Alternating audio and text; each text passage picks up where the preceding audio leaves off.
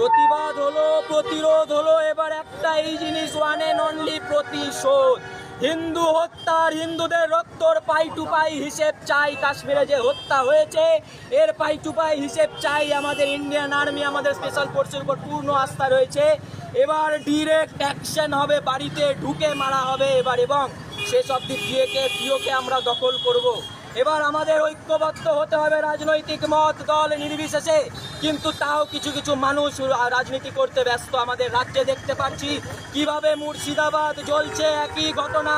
সেখানে যেরকম ধর্ম জিজ্ঞেসে করে মারা হয়েছিল, এখানেও হিন্দুদের বাড়ি মার্ক করে করে হিন্দুদের উপর গণহত্যা জ্বালানো হয়েছে, পোড়ানো হয়েছে। এবং এই পশ্চিমবঙ্গ দ্বিতীয় কাশ্মীরের রূপ নিচ্ছে।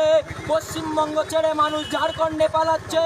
এখন সময় হয়েছে সংঘবদ্ধ হওয়ার, রাজনৈতিক দল মত নির্বিশেষে এক ছত্রছায়া নিজের অস্তিত্ব রক্ষার লড়াইয়ের জন্য আমাদের নামতে হবে। এবং এই যে পাকিস্তান যাদের খালার বাড়ি, নানার বাড়ি, চাচার বাড়ি, তাদেরকে এই দেশের ভিতরে ঢুকে যারা দেশটিকে ধ্বংস করার চেষ্টা চালাচ্ছে তাদেরকে সরাতে হবে। পশ্চিমবঙ্গে যেই ঘটনা আমরা দেখতে পাচ্ছি, ক্যানিং থেকে জঙ্গি জিহাদি গ্রেপ্তার হলো, কাশ্মীর পুলিশ গ্রেপ্তার করে গেল, আমাদের লজ্জা। আমাদের মুর্শিদাবাদ থেকে জিহাদি গ্রেপ্তার হলো, বাংলাদেশি সন্ত্রাসবাদী। আমরা দেখতে পাচ্ছি পশ্চিমবঙ্গ সেই দিকে